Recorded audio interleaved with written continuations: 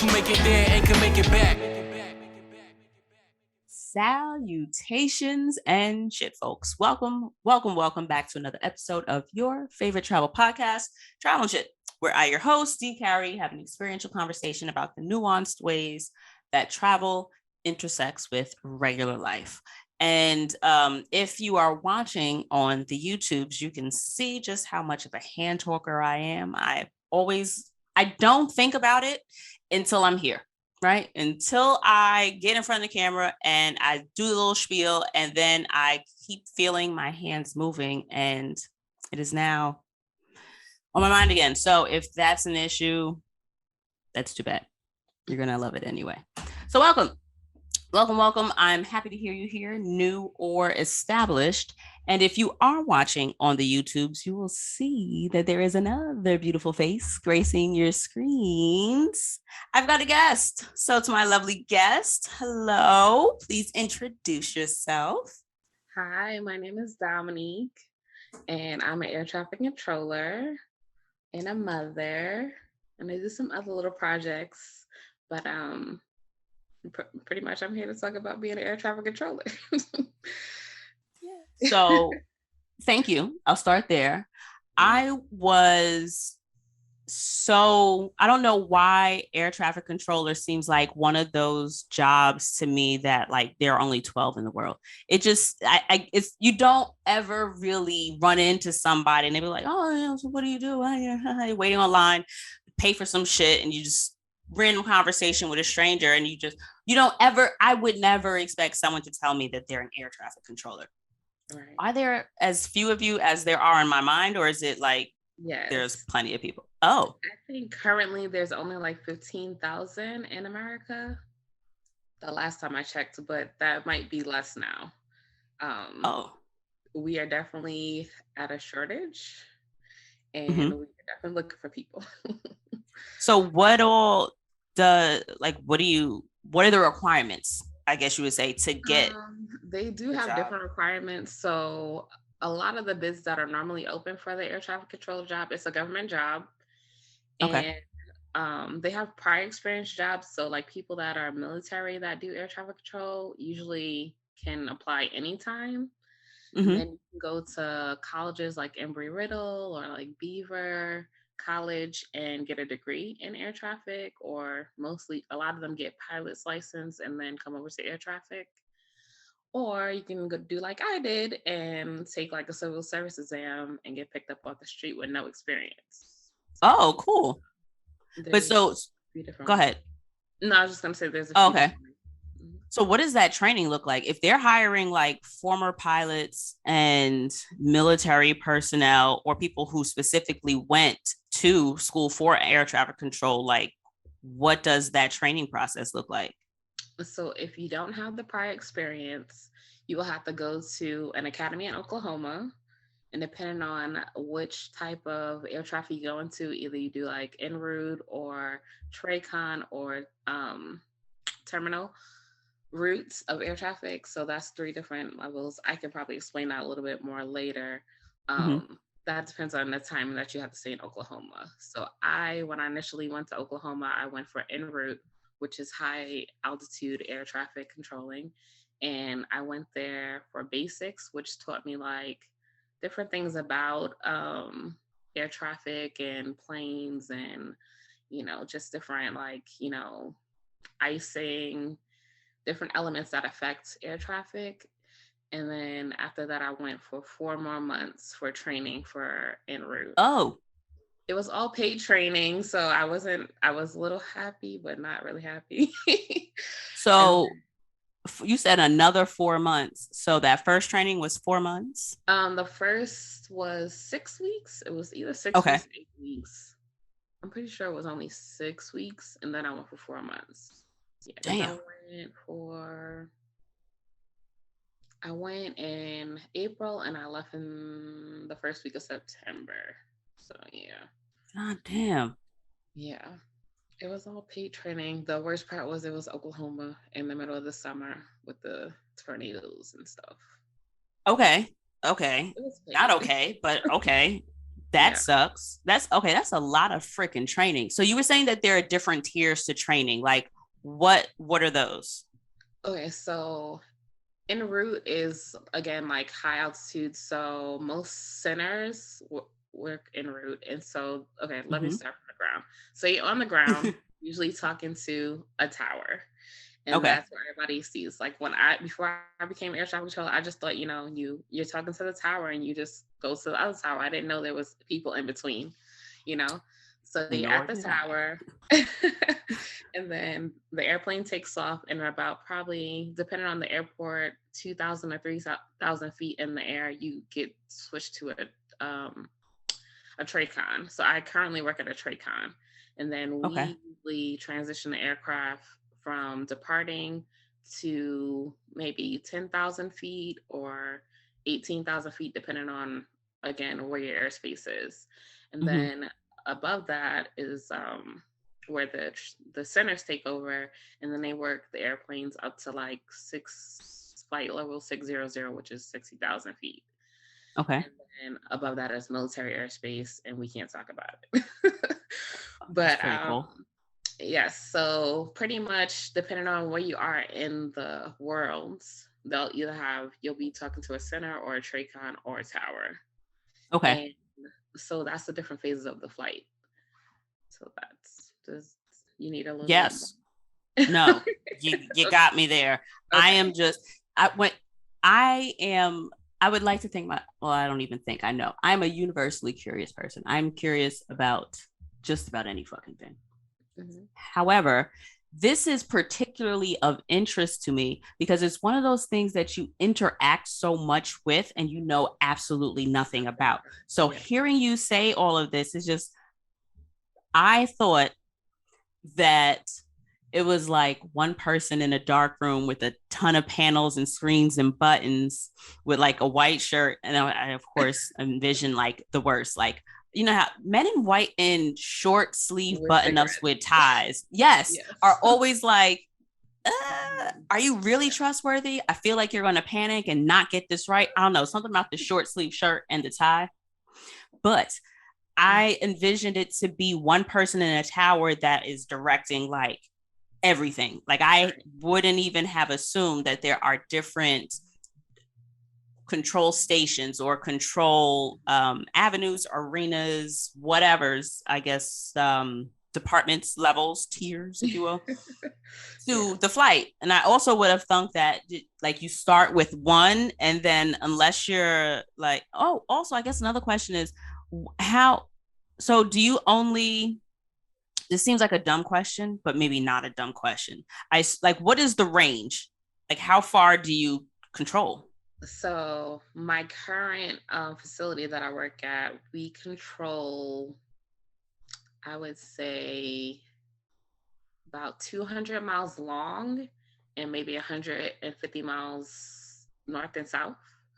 Okay. And we have about 9 airports that we work, and then some outlying fields that are uncontrolled that we work.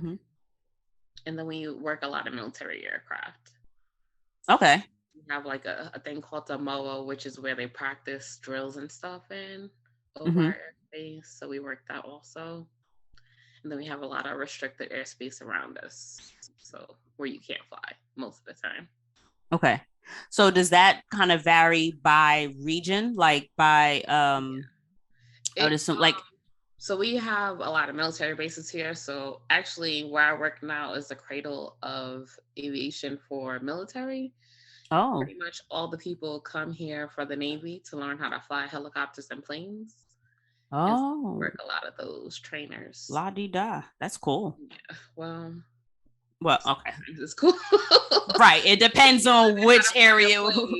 And you need to be doing something, but you are so distracted because you're so behind because you're learning how to do it. It's like, okay, guys, let's get it together. Okay. So actually, that will lead me to one of the questions that somebody's had. She asked, what was her name? This young lady was quite kind to answer the call. So her name is Travel Africa with Jabu. We travel Africa 1. Hey, girl.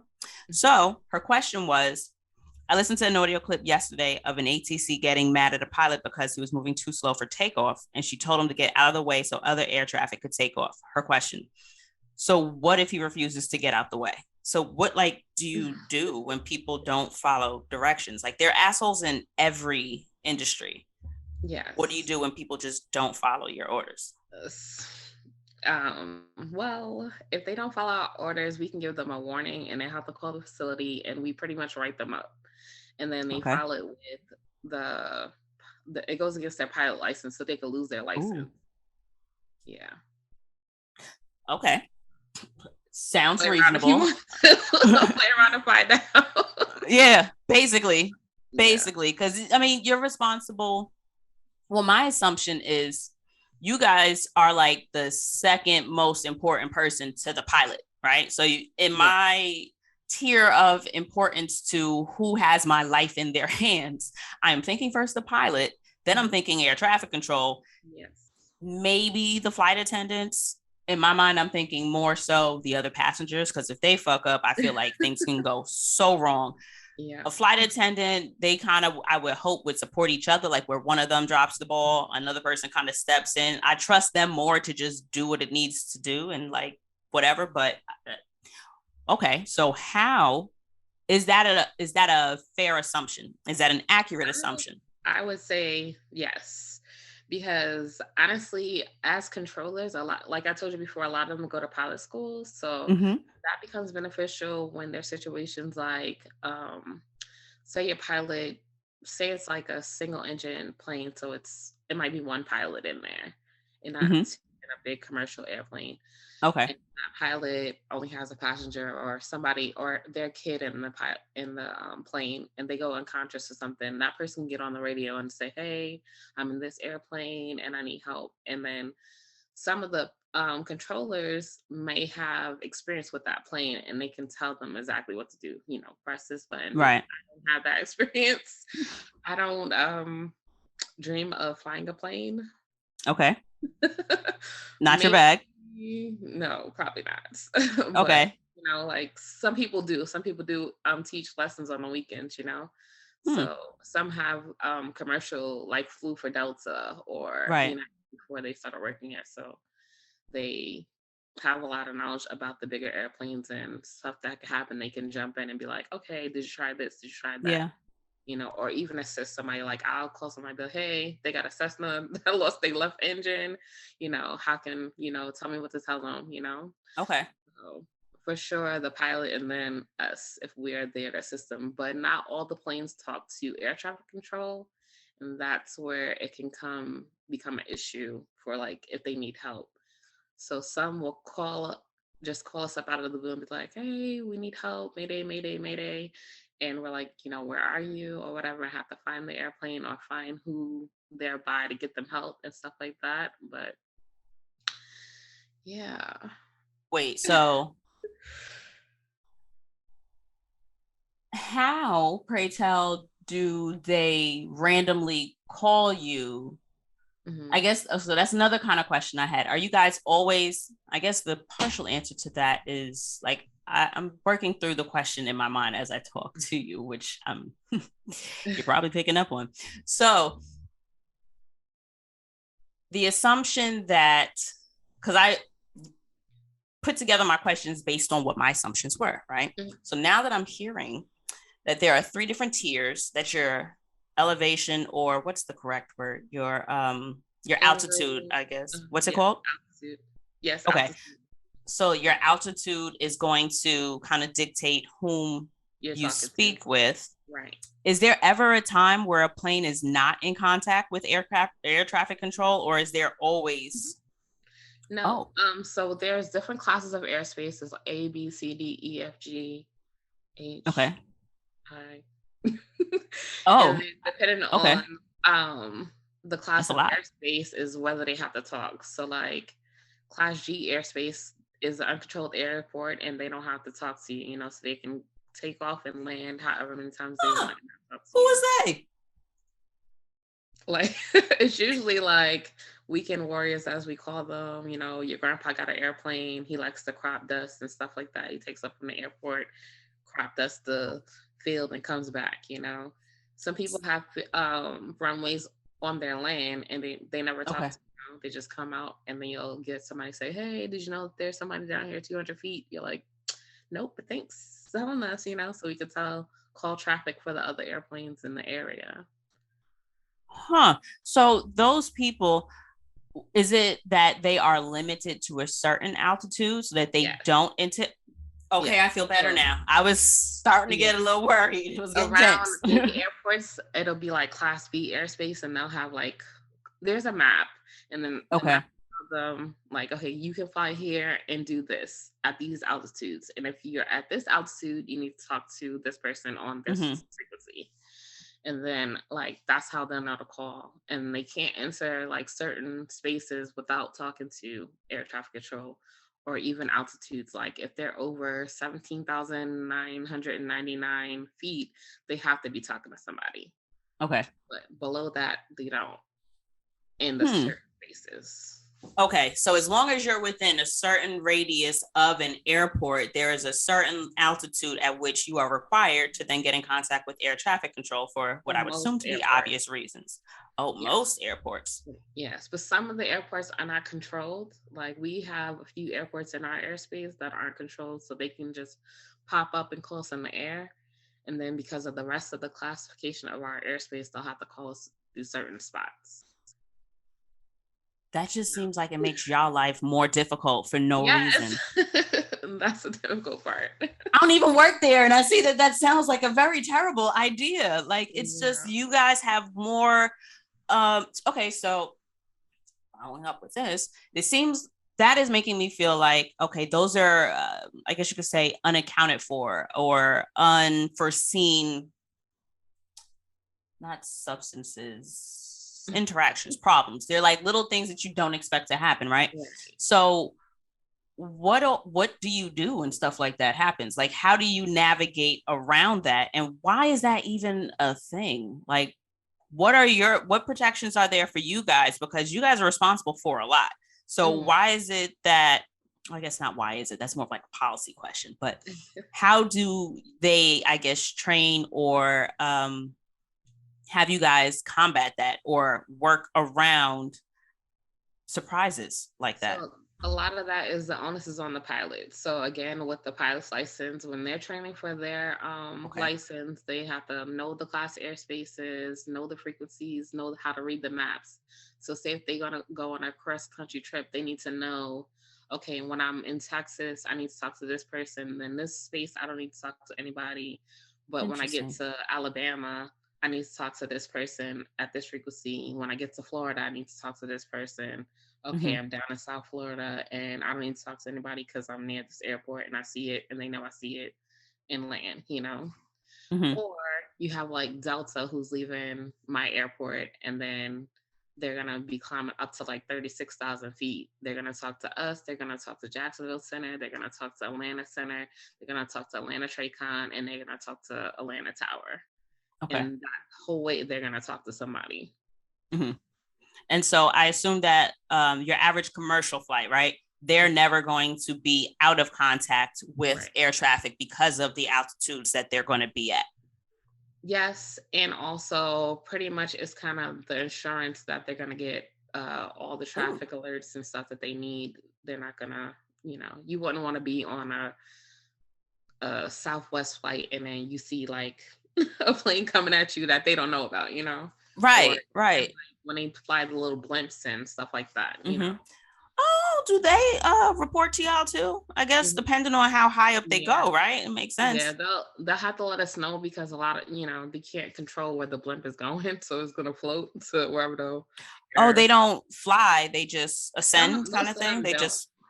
The blimps that we have over here, they don't, and then we even have gliders and stuff over here, and then they'll just let us know like they're gonna be gliders between like 3 o'clock and 6 o'clock, and then we can maneuver our planes around them so that it's not an issue.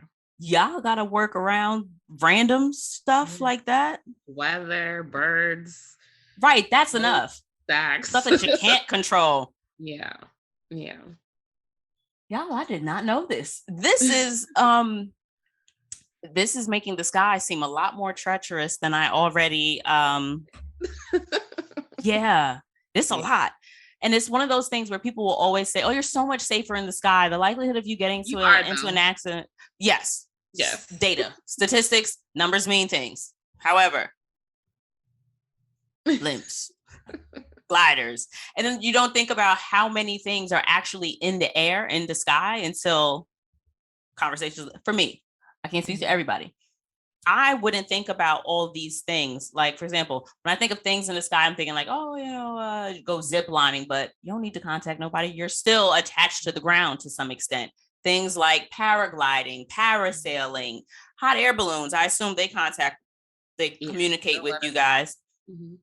But it's like on a hot air balloon, I don't know anything about hot air balloons. Let me preface it with this. It don't look like they have gauges and stuff on the device. How they work. I know that they probably turn their ailerons to go higher, and then they just get moved by the wind. I know they have like little sail things to turn them different ways, but that's about it. That's right. That seems pretty problematic for you especially, but I guess they don't get. I don't think that they go that high. I think they can't. How you gonna breathe, right? Like maybe 3,000 or 4,000 feet. I don't even think that high. Okay, they're not going to do it on an airport, so you would assume that they're not going to be, and hopefully you don't have a plane that's flying that low. That's not by an airport. So I guess it also depends on who's near what. And so when you think about like water sports and stuff, right? One of the beaches that I'm thinking of is Bermuda, and I remember where I stayed at Grotto Bay Beach Resort. 10 out of 10, highly recommend. Well, at least in 2017, they were great. It is such a good time. I loved Bermuda. That was my first time out of the country. Absolutely love it. So it'll always hold a special place in my heart. But from where I was staying, it was a beautiful resort, right? They had a ton of shit for you to do. But you could see the airport. I could see the planes taking off from my balcony. It was entertaining for me. Yeah. But I don't think about now what types of, say, water activities or even land activities, like touristy shit that people can or can't or should or shouldn't do in an area that's going to be right, that close to an airport. Because it's cute to see them taking off, but they all got to come from different areas. And I assume it's not a 360 entrance into the airport because what do you call them? The runways are only where they are. Right. But, it's just, maybe this resort isn't going to offer that because it's so close to the airport, or you're not going to be able, if you stay near the airport, you may have to travel a little further away to do stuff in the sky, if that's what your bag is, if that's what you're into or whatever. Maybe. Seems reasonable. Yeah. That's like in my mind, that's like a lot of things that I wouldn't want to have to think about. What kind of things do you have to think about when you do your job? Like, what are your major responsibilities? We know you talk to the planes, but like, what are you guys responsible for keeping in check? Our primary goal is to separate airplanes and ensure safety. So that's okay. 1 and 2 goals. Okay. After that is, less important, but that's our number 1 goal is safety and ensuring separation. So, if you want to think about it like a street map, pretty much in the higher altitudes, actually from the ground, there's like airways and waypoints and fixes. So the airplanes will go to these specific places, most of them, to navigate. And so that's how we kind of keep them separated for the most part, by using the airways and the fixes and stuff like that. Then also the altitudes, and we have to look at speed performance of the plane and also just weather conditions. So on like a bad day in Florida, let's say, every afternoon, it's going to be a rainstorm. Where's the rainstorm going to be? You don't know. So today, your planes might have to go more north and then come to the west to come back down south. Or maybe they need to go east for 100 miles and then come up north, just depending on where the storm is and where it's moving or how it's building or even how high the storm is. So those are the type of like real issues that we have. But besides that, like, I don't think that it's a real hard job per se. The stress is more of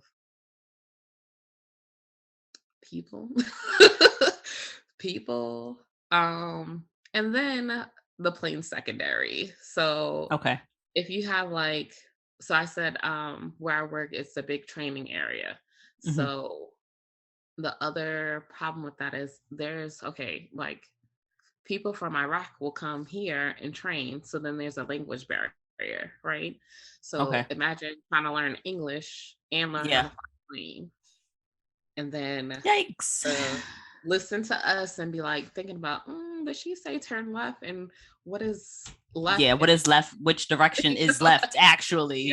Yeah, like, What does left mean? yeah. So that is a big issue where I work now. When I worked in New York, it was more of the congestion of Okay. planes. So it was more structured in New York, and we used our airways, our streets more. So that's how we kind of control stuff. And then we have holding spots. So like say LaGuardia, there's a big storm over LaGuardia, and they're not Hmm. taking any planes because they can't land or take off any planes. There's no where to pick the planes. So they gotta stay in the sky or they gotta stay where they originated at. And then so we have planes that are trying to come in, but they can't get past the storm. They might hold and I'll just give you for example, like where I used to work, we had a holding spot over Williamsport, Pennsylvania. So they would hold 30,000 feet over Williamsport in a 10-mile circle or whatever have you. Or Philly departures would hold over Pottstown, Pennsylvania, Okay. there to get in or get out. And that's how you just kind of make a flow control. So that's pretty much why it doesn't get crazy anymore. Okay. But it has a potential, especially if like a storm pops up in the middle and they weren't ready for it or you couldn't like predict it. Hmm. So those type of uncertainties that's when we really making our money. Right.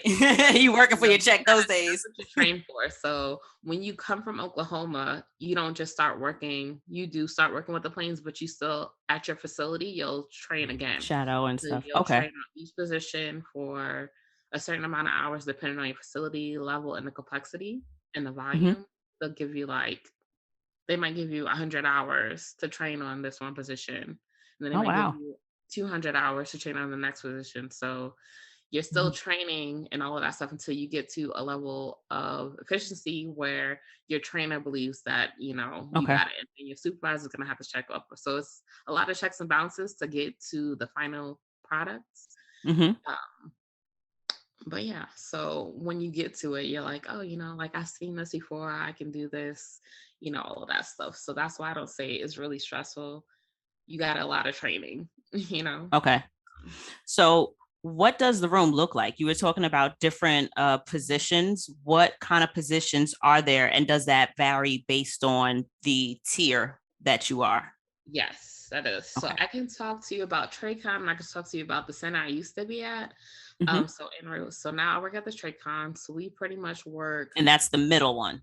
Yes. Okay. But where I worked, we have from the ground up to 23,000 feet in some places, Hmm. like that MOA that I told you about, which is military Yeah, 60,000 and above. airspace and stuff like that. Wrote that down. So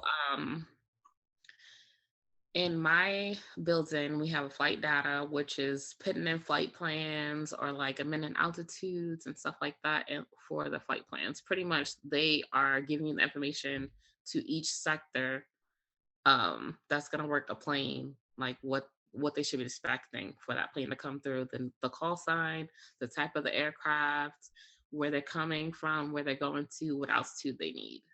Hmm. So if you have a plane that needs a different altitude, like they filed for 8,000, but now they want 10,000, the flight data person is going to be the one to go in the system and change it so that everybody down the line is going to know that that airplane is going to be at 10,000 instead of 8,000, or it's going to be on this route instead of that route. Before you go past that, what would make that change? Like what kind of things They affect might that? ask for it, or like, so to butting our airspace, there's another military facility and they have restrictions. So they'll be like, you can't fly at these altitudes from Hmm. now until 7 o'clock. And Okay. then So then the planes will have to go either around a different route or they'll have to go the altitudes that are available. So then we'll have to Okay. change the altitude. So maybe they were flying at 9,000 and now the coast is closed at 9,000. So we can tell them, hey, you want to go at 7,000 or you want to go over a new route? And they'll say, hey, we want to stay on this route. We want to go down to 7. So then it will change it. Okay. Or sometimes people are like, no, we want to go high and fly fast. So we'll change it to the other route. Okay. That's the piece I was missing. So I guess the height depends on how fast you can go. Yes. So below 10,000 feet, you can only go 250. And then when you get close to the airport, the speeds change depending on your aircraft type. Okay. So, but above 10,000 feet, you can go 250 and above. So you could do 400 knots if you want, Okay. depending on your aircraft type, if your plane can sustain it, And actually, when you get higher in the altitudes, like flight levels, which is pretty much 18,000 feet and above, they call it flight levels. And then it's just same altitudes. In America, we call them flight levels. In other countries, they call all the altitudes flight levels. So just depending on where you are, what they're going to call it. But here in America, it's flight levels. And flight level 180, which is what I talked about before, everybody has to talk to somebody 18 and above. And so with the altimeter setting, which is what the barometric pressure is what they gauge their airplanes in to say what altitude they're in. Okay. At 18,000 feet, they switch over to a certain number and then they're in flight levels. So because depending on what the pressure is, the altitude actually changes, if that makes sense. Okay. Probably not, but yeah. No, I kind of follow because that's what lifts the plane, right? Isn't it pressure and wind and force and air and shit? Isn't that? Yes, all of that does guide science. But yes, pretty much how they set it at the altimeter setting for above flight level 180 is just so that everybody's at the same altitude. Okay. So if you're in, let's say, Deer Park and the altimeter setting is 2987, and then at JFK is 2992, but you're at 18,000 feet, the person at 2987 will be lower. So if everybody sets it at 2992 at 18, they're gonna be at the altitude they should be at. Okay, it's kind of like making it an even playing field so that everybody's numbers are at the same, regardless of what type of aircraft they're flying. Because I assume that different ones measure different things differently for different reasons. Like if you have a larger plane, yours might need to read something differently, maybe? No, it's more of like location. So like the pressure is different in different locations. So if you set it at the same pressure, then everybody's at the same altitude at that same place. Yeah. Copy. I'm following. I'm here. Okay. Yes. Thank you for that. Yeah. Let me get them. Like we're going to 18 today, huh? Like the crazy part is, so like if it's 2987 at Deer Park and you're at 18,000 feet, you can't be there. So then you would have to go to 19 or 20. So it gets a little tricky because numbers wouldn't be not usable. My thing. Okay. So kind of like how I was describing it before, being at the same altitude, they don't use 18 when it's below 2992 because you can't really tell if it's at 18,999. So they don't use that altitude when the pressure is lower than 2992. Okay. So they're two different things. Pressure and then altitude. The pressure is going to determine the altitude. Yes. This is like a science class. You're like Bill Nye. No, because that's a guy. We don't have any women scientists that everyone knows about. We gotta work on it. I don't know why that was just so presently in that moment, like a huge disappointment to me. I was a science that was in NASA that did all the. Mae Jemison. Well, that's the only lady in NASA I recognize. Mae Jemison, first Black astronaut. Was she the first Black or just the first female, or was she the first Black female? Mae Jemison, gang, gang. I know she is of importance and was a first. But So, okay. So you did, I interrupted you. You were saying that there was, what was the flight plan coordinator or Yes. So flight okay. data. And then Okay. there's usually a departure controller and Mm-hmm. an arrival controller and a final controller. So the departure controller will get the planes from the tower, and then they will raise them to another altitude and give them to another controller, which will send to the center. Mm-hmm. The arrival controller will get them from the center, transition them to go to the final controller, and the final controller will land them to the airport. Okay. Does that make sense? Sure does. A little bit. You're good We at need this. like a graph. We need like a chart. You're very good at this. I will say you are very good at explaining things. I am following. Okay, You're awesome. proud of me. Okay, so that's in the first one, the tower. No, that's in the second one. Okay, the second. Tower people, I don't really know what they do. Okay, what I know of them that they do, they have the airplane go from the gate.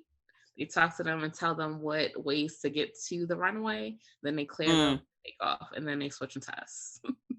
Copy. So you're not responsible for the delays, is what I'm hearing. That's what I'm hearing.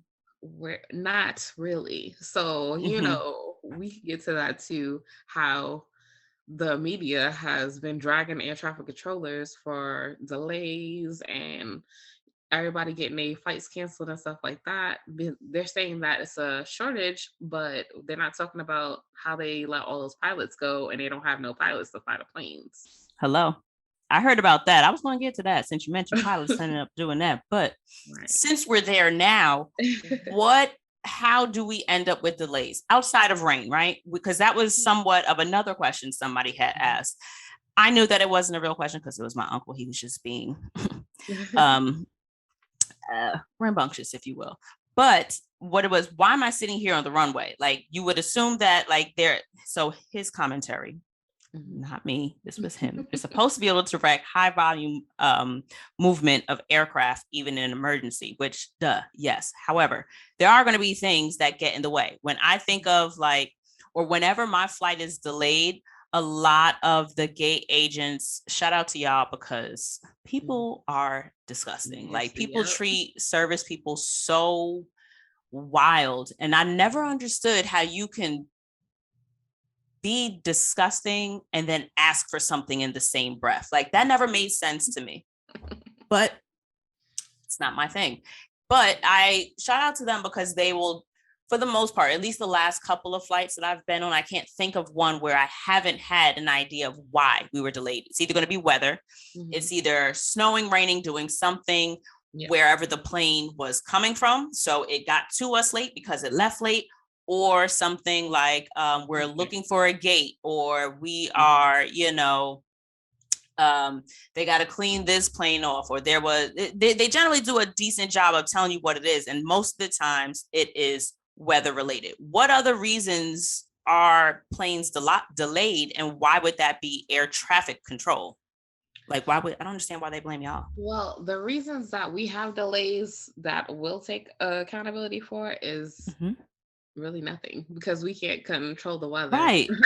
So, and y'all not the pilots either. It's like, it's ultimately the pilot's decision if they don't feel safe to fly in, specific things. So if there's like a thunderstorm within 5 miles of the airport, they can't land. So that's going to be a delay. Majority of the delays are weather, and it might not be weather where you are, but it might be en route to your destination or at your destination. Or say that, like, we'll take LaGuardia again, because I flew in LaGuardia this summer, and thinking I was going in and out. I was doing a day trip in and out, trying to drop a kid off and come back, and it ain't happened for me. So actually got to Pennsylvania and was holding for like a half an hour, and you could see the storm from out the window if you pay attention. But I'm the weirdo that looks out the window when we're flying. So I was like, at times I too enjoy a window view. Right before we started holding, I was like, we're about to go on a hold. And she was like, how do you know? I was like, look at this. And and sure enough, that they pulled that brake back and we started circling. I said, oh man. Then it was like a half an hour. I was like, we're still circling. Then we got diverted to Albany, and we sat on the tarmac at Albany for 3 hours refueling. Oof. And then the storm finally passed to LaGuardia, and then we got into LaGuardia like 5 hours late. My God. Yeah. It's that sitting on the plane in limbo that would drive me crazy. With that whole, I don't know when we're going to be able to go. Like, I don't have information to give you to pacify you in this moment right now. That is where you lose me. That's where I can be patient for things that I can understand. This is me. Right.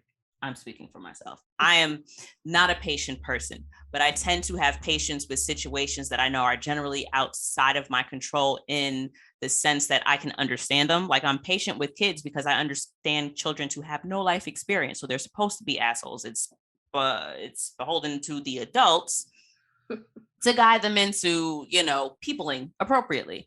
Right. But like adults and different, like, and then I will say, within cultural context, I don't expect to go to a different country and, for people to use the same logic that my American logic isn't going to work other places the same way it does here. Right. So I'm not a complete idiot, but you don't control the weather. Right. And outside of weather, are there any like people reasons that delays tend to be a thing? Like, is it? So I don't even think.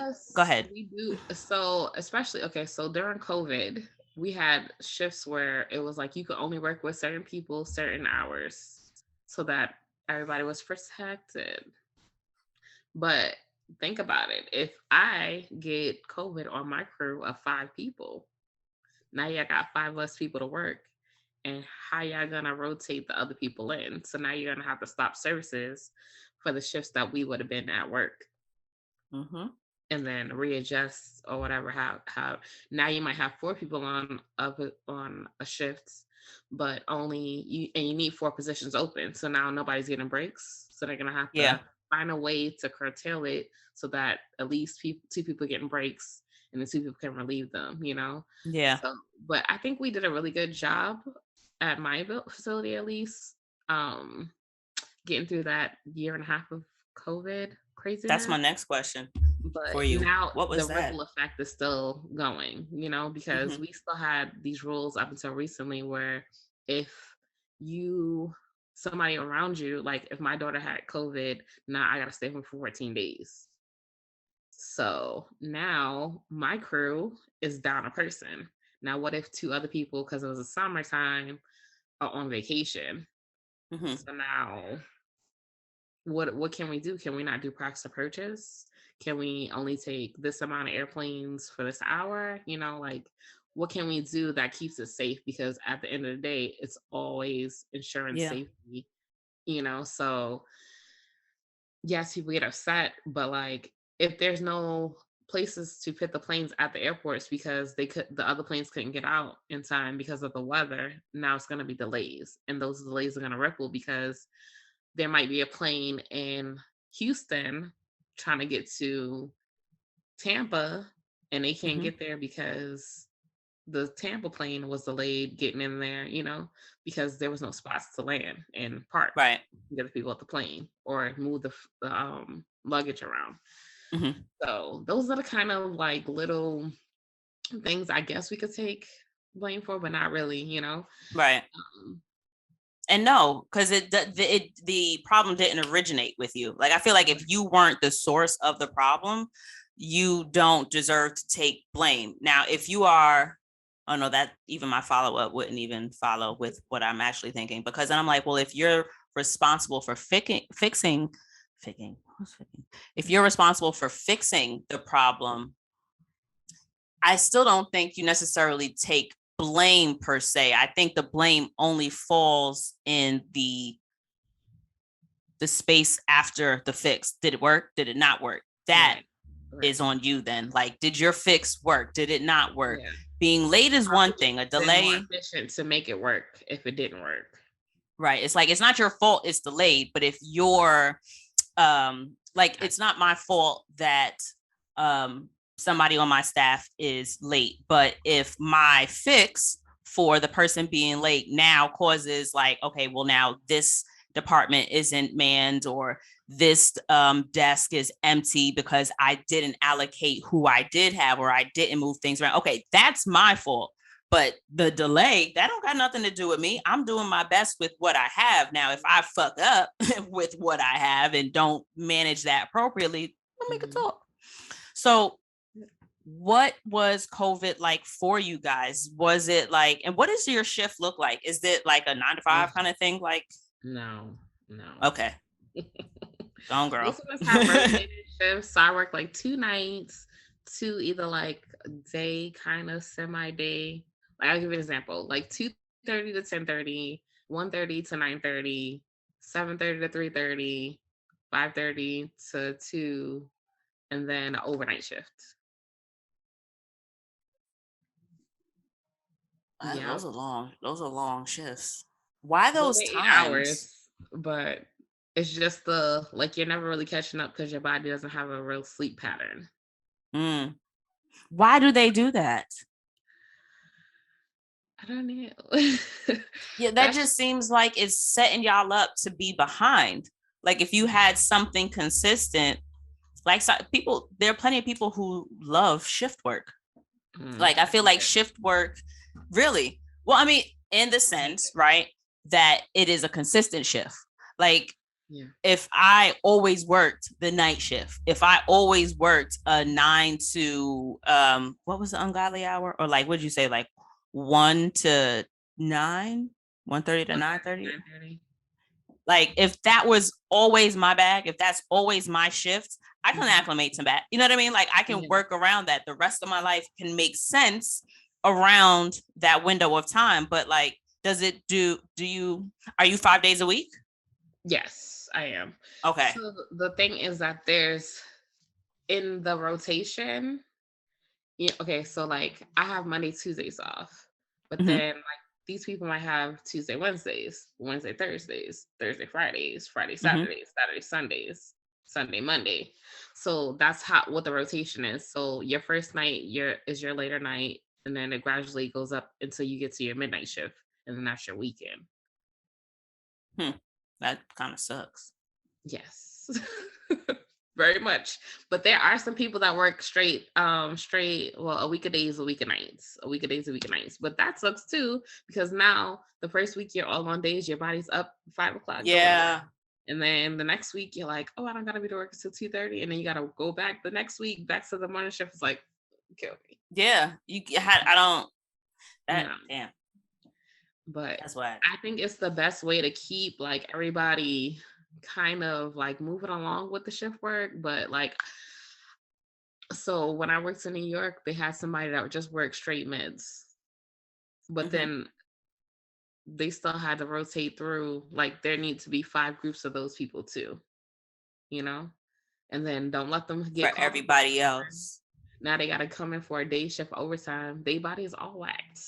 So it's like that's the hardest part of the job is shift work too. And that's why we have mandatory retirement age, which is 56. Really? Yes. So to be honest, when I was in New York, a lot of people retired at 56 and they never made it to 57. See what I'm saying?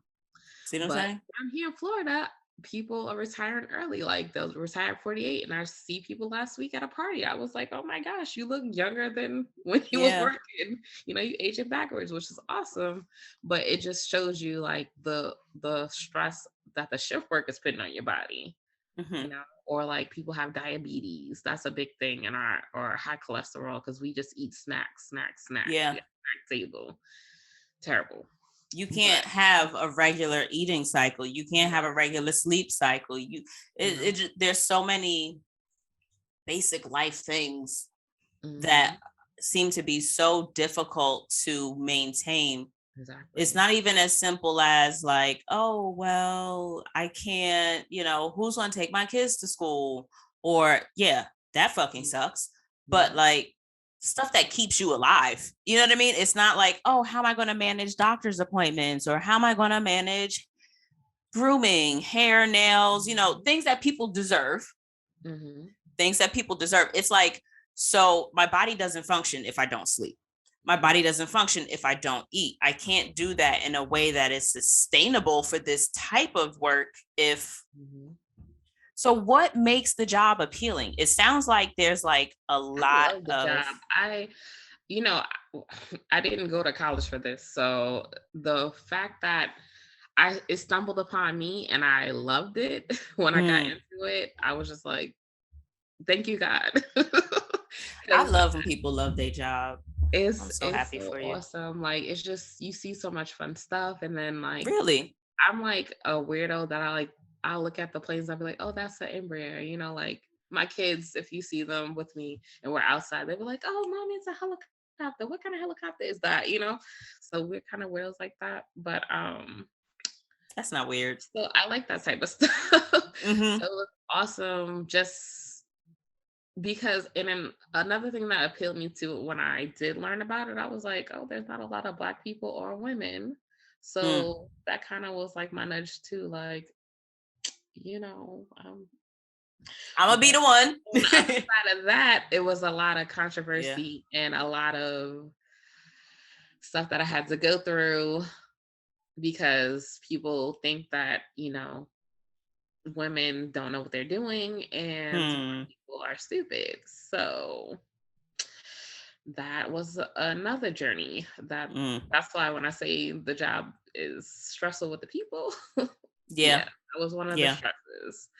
And it still is, but I think that they're on the verge of trying to change the culture, which is going to be good. Probably won't be in my career, but Right. as long as we can keep the train and ball rolling for the people down, like if my daughter want to be a controller in 18 years when she graduates, awesome. You know, if we can set up her a path or my cousin or whoever else, right, awesome. Let's make it happen. right.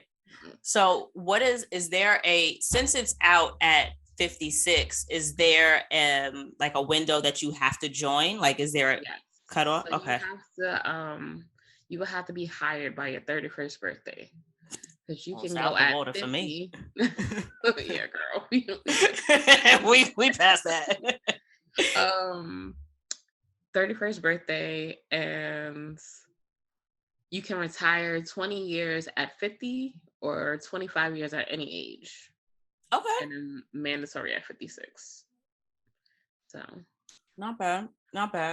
Is the compensation reasonable? Because it sounds like y'all got a lot of stress. Is your compensation, does it match? Or do you guys then find yourselves having to do other stuff? Because like, for example, people love teaching, but it's never going to, I won't say never, but for the majority of teachers, they still struggling. They're still struggling.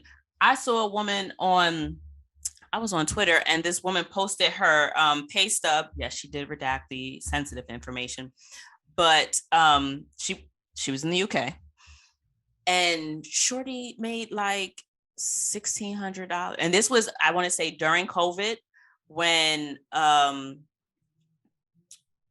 it was during COVID, and there was like a $500 housing allowance that was redacted from her, like that was taken out of her check because she didn't want to give her family COVID, you know what I mean? But they made them pay for that, which is wild to me. But shorty made $1,600 for the fucking month. Oh yeah. She's a doctor, mind you. She was new. She was like first year, give or take. Yes, she was a doctor. This was like within the first 3 years. I want to say this was her first year. She had worked whatever, it was listed something HDU, and I saw somebody comment, do you understand what HDU means? It's like, these are like the sickest of the sick, or like these are people that need like the most care. It was something, and it was just like, oh, so it's not just like, you know, internal medicine shift at, now it was internal medicine, but it was internal medicine HDU. This was height of COVID. Shorty took home 1,600, what do they have? UK's pounds, I want to say $1,600. Nope. Nope. It would be a nope for me. Literal lives in your hands. Yeah. And pittance. I personally don't understand that for anybody. Let's see. So our pay is based on the facility. So we have level Okay. facilities from 5 to 12, and depending on your facility and your airport type. So like a level 5 tower is gonna be not getting paid a lot, but you probably will be in like West Virginia, where the locality and stuff is not, it's a livable wage. But What's then level 5? What do the levels mean? that's just the complexity of the airspace. Oh, okay. So yeah. So somebody that worked, go ahead. I was gonna just say that we get locality also. So we get like our base pay and we get locality. So if you live in like a Tampa, you're gonna get paid more than like me that lives in Pensacola at a same level facility. Or in New York, you're gonna get paid a lot more because of locality than I'm getting paid in Florida. Like I lost a lot of money coming to Florida, but my lifestyle might be a little bit better. It's still fucking New York. It's New York. So you don't have. So would you have the same air traffic control for JFK and LaGuardia? No. So they have their different towers, but then there's a Traycon up over them. It's actually in Westbury, right there by Source Mall, where Source Mall used to be, like up the street. Yeah. There's like a smoke tower stack by where it used to be like LIPA, but they changed to whatever, PSGLE, whatever. I think I know what you're talking about. There's a little building. I used to work at the Source Mall. To the truck store. Where the truck place is on, is that Oak Street? I ain't been in Long Island in a long time. I promise you I've passed it. I promise you I've passed it. It's just sitting there and it's like a guarded gate, but people just drive past it and I know what it was. Honestly, the one side of it is on, where the Meadowbrook goes underneath, but there's an overpass. Underneath where? By on Oak Street. No. Because I'm thinking, because I would always take Southern State down to Meadowbrook and I would make the hook and then I would come up either, and I'm like going what direction?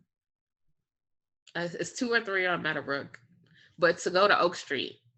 Okay, because I feel like the mall was what, like 4, 6 or something like that? Yeah. Okay, I promise I've passed it. Yeah. Okay. You'll think of it later and be like, oh yeah, I've seen this little building. So yeah, a little building over there. That's the Traycon, and they control like LaGuardia, JFK, Newark, White Plains, all of that stuff over there. So the mid-tier, you're responsible for more airports because it's about the space and not necessarily the. Yep. Okay. So literally, the towers get you on the ground at that airport into like maybe, depending on the airport, it might only be 1,500 feet off the ground, or like at my airports it's like 3,000 feet off the ground, and then the Traycon is going to take over all the space under that. Now there's spots in America where it goes from the tower straight to the center, like in like I would say Michigan or some western states and stuff like that, where the centers are real big and there's not that many Traycons in between. The center will take over, but it's usually at least a tower and a center. And over every Traycon is a center. Okay. Yeah. So this was the question that I was most excited to ask you. What exactly does airplane mode do? If I don't put my phone in airplane mode, is it as risky as some people would like to think? So I was told in one of my briefings that with the new 5G, it does mess with the systems of the airplane. I don't know, because I have been on an airplane and had my phone on the whole time. I remember a couple of flights. I just totally didn't think about it. Yeah. Right. Like I go to sleep. Most flights I cannot stay awake on. It's like I put the seatbelt on, try to get comfortable, and don't talk to me until you get the snacks ready. At that point, wake my ass up. But yeah, pop corners. I want them. 2 bags. Thank you. Maybe 3. But I know people that are just like, it always gives me pause, right? And it's more so because I'm judging that person versus the actual technology. I'm judging the person because when I see somebody that is very defiantly not following those instructions, right? In my mind, it's just, oh, so you're more important than everybody else being safe. And that bothers me. It's not that you don't have airplane mode on, or it's not that you're like, shooting off that last text message, because we all been there. It's just that last thing. I love you too. I'll be there. No, this is the gate I'm coming to, or work, or whatever important thing. Like, people don't just travel for vacation. People travel for a slew of fucking reasons. So yes, there are very important things that sometimes need to be discussed or affirmed or declined, whatever, right?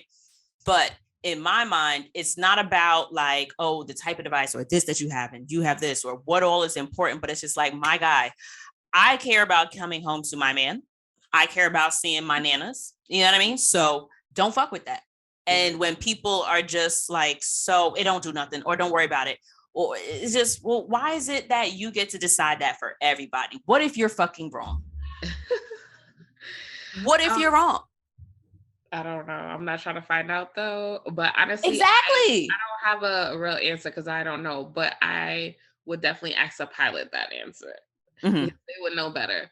But they do know the buttons. We did have a briefer that did say something about the 5G does mess with the equipment. And so I do know on the side of the equipment, like the towers and stuff, because some of those towers are navigation points also. But when your cell phone is on, it's looking for, it triangulates 3 towers. So really it's a detriment to your phone because they could track you. So if you're doing something that you ain't supposed to be doing, like flying and doing a murder for hire plot, Tim Norman, just saying, then they could triangulate your whole thing out. So yeah, that would be a good reason to turn that phone off or turn it in airplane mode.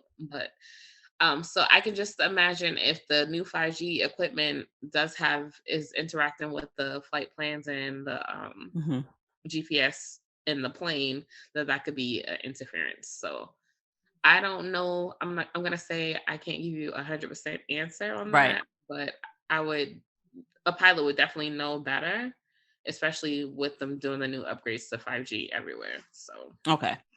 Have you ever had any of those, not of those, but have you had any like close calls or stressful encounters on the job?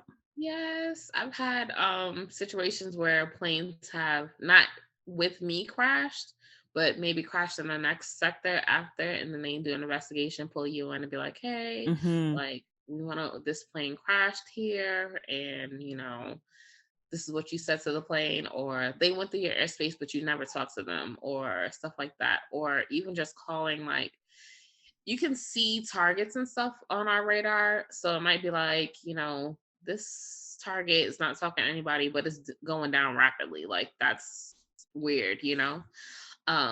So we've like did some saves and stuff like that, where a plane has went down, or then we'll send like somebody we're talking to and be like, hey, can you go over to this point and see if you see smoke or anything like that? And they come back and be like, yeah, you need to send somebody over here.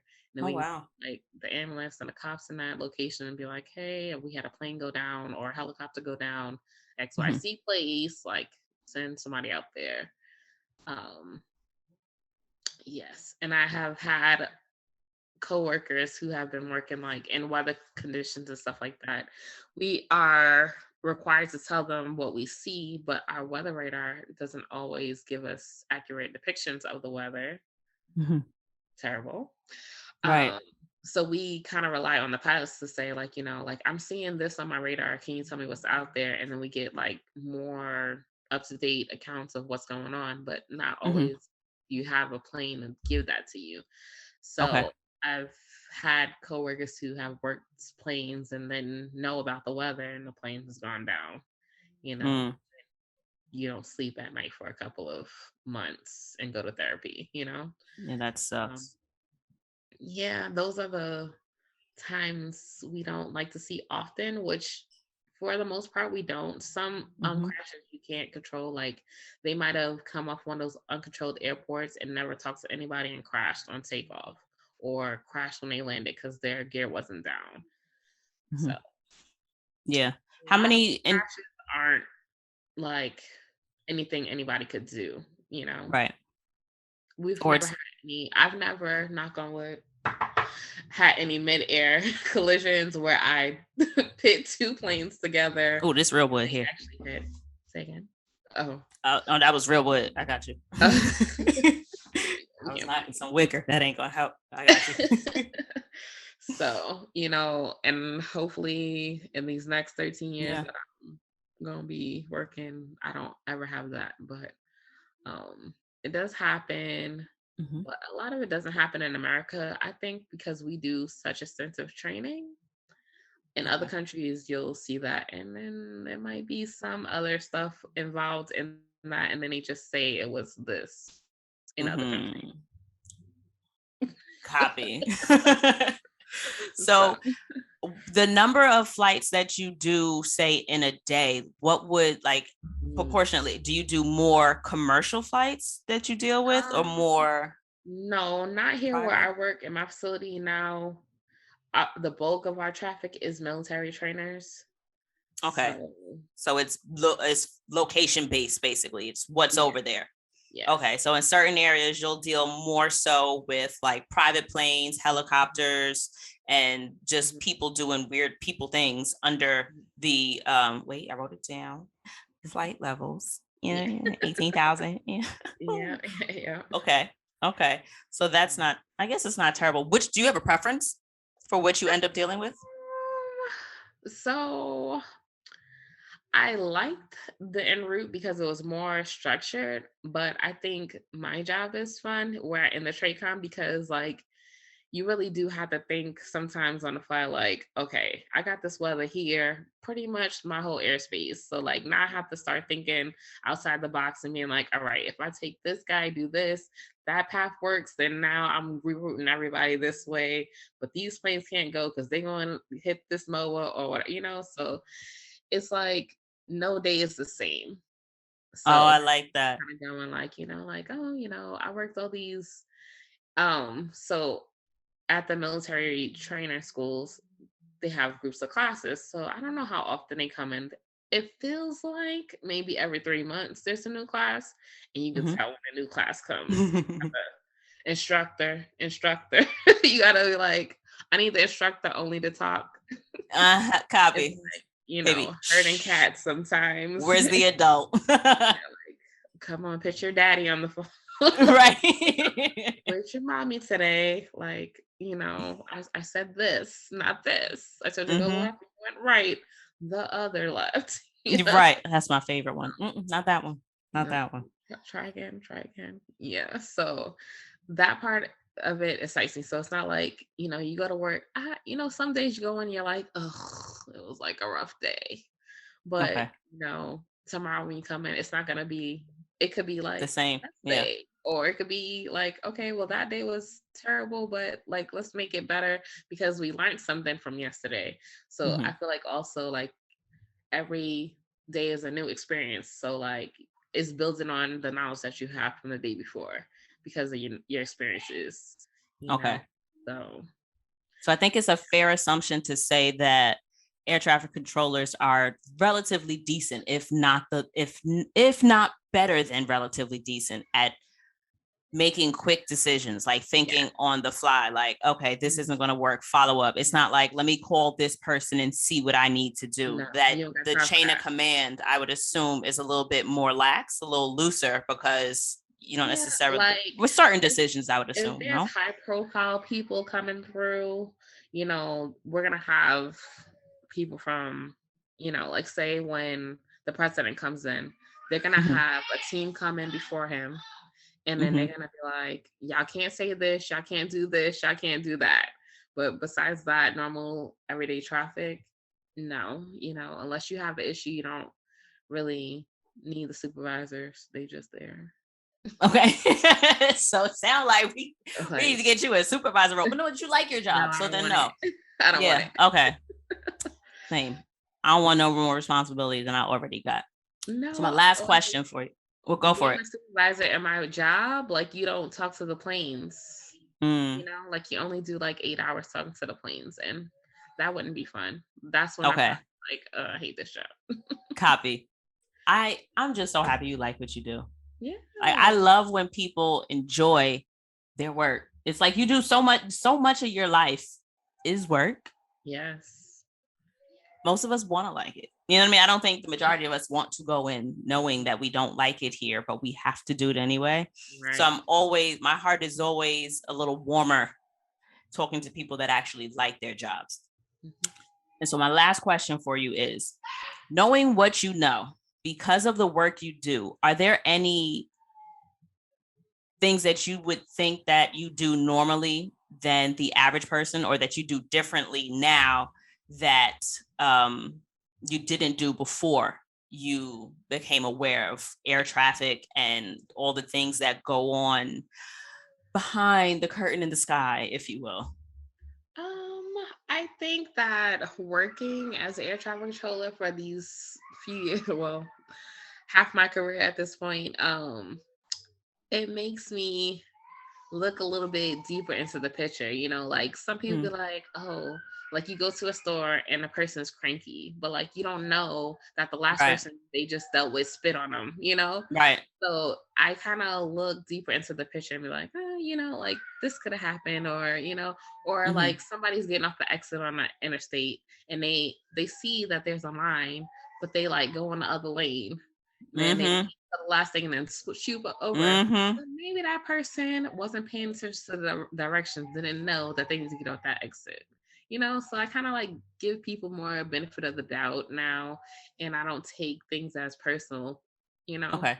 in my, you know, I just try to like, okay, it could be Yeah. worse, or just go with the Okay. flow, or now we just gotta reposition and move around, you know, just let it gel. Grace, more Yeah. grace, if you will. Do you Yeah. travel any differently knowing what you know about aviation?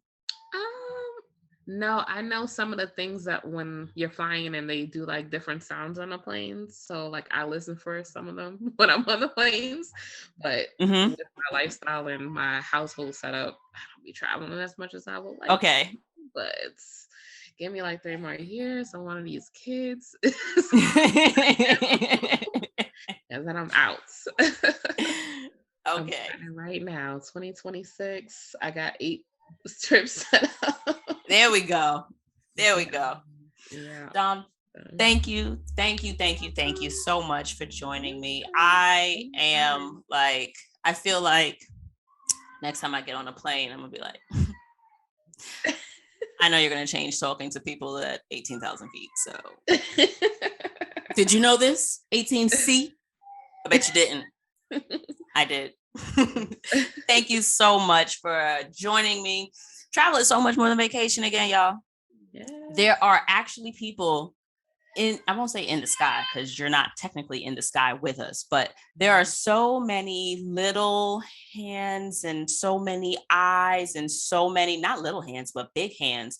There are so many things happening behind the scenes to get you where it is you need to go. And I really think this was a fucking interesting conversation because I never would have thunk that, you know, so many different you opened my eyes to a lot. So thank you for that. I greatly, greatly appreciate it. You're Is there welcome. anything else you want to leave the people with before we sign off? No, just if you see an air traffic controller or you know somebody that is maybe they don't know what they want to do after high school, always Mm-hmm. go to usajobs.gov and look for opening bids. If you see somebody share it, share it. You never know who can run into it and become an air traffic controller. You said usajobs.gov? Yes. All right. And Because the that series sounds, is 2152. you said 21, say it again? The series is 2152. 2152. That's the test If that you you do take the for air search. traffic? Yes. All right. I'm going to add that to the description box. They need All more, right. y'all. And they need more Black women because clearly we could Do think on the it. fly. Let's get it done. Dom, thank you so much, Mama. You're I welcome. appreciate you. Bye. Bye, y'all.